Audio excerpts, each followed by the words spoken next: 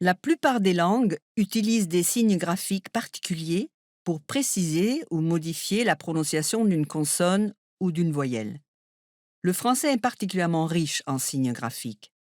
Il y a les accents, accent aigu dans béton, accent grave dans père et accent circonflexe dans fête. Il y a la cédille, comme dans français, et il y a le tréma, comme dans Noël. L'allemand n'a que son umlaut, par exemple dans König. Les grammairiens français traduisent umlaut par inflexion. Dans un texte imprimé, tréma et umlaut ont aujourd'hui le même aspect, 2 points au-dessus d'une voyelle. Or, les deux signes sont très différents, non seulement par leur fonction, mais initialement aussi par leur forme. L'umlaut allemand signale l'inflexion d'une voyelle. Je m'explique. On distingue en allemand les voyelles graves, ou, o, a, des voyelles claires, e et i. Si nous alignons ces 5 voyelles en allant de la plus grave à la plus claire, nous obtenons la série ou, o, a, e, i.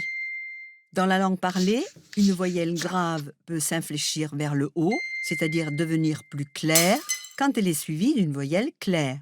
Ainsi, un A suivi d'un E devient E, de la même façon que O devient E et OU devient U. Pour matérialiser ce changement de timbre, on apposait donc autrefois un E à la voyelle concernée. Dans certains noms propres, Goethe ou Metterling, on trouve d'ailleurs toujours ce « et » postposé. Peu à peu, ce « et » est venu se poser sur la voyelle à infléchir, ce que l'on peut encore trouver dans des livres du début du XXe siècle. Mais attention, à l'époque, le « et » allemand ne s'écrivait pas comme maintenant. On écrivait en gothique. Le « et » s'écrivait comme ça. Avec le passage à l'écriture en lettres latines, ce « et » gothique s'est réduit à 2 traits verticaux. Quand les machines à écrire furent créées, elles ne s'embarrassèrent pas de ces détails spécifiques à la langue allemande, et pour simplifier, les traits verticaux furent remplacés par 2 points, ceux justement du tréma. Or, le tréma est tout autre chose. Le mot vient du grec tréma, trématos, qui signifiait trou, orifice. Mais dès l'Antiquité, le mot désignait aussi les points sur le dé à jouer, sans doute parce qu'ils furent d'abord des creux. Quand, dans la langue française, le Y s'est massivement transformé en I, il fallait un signe pour empêcher que oi, comme dans oyer, ne se prononce oie, comme dans le mot oie. Les imprimeurs français de la Renaissance empruntèrent donc au grec l'expression point tréma avec le sens de signe de 2 points placés sur une voyelle afin de l'isoler.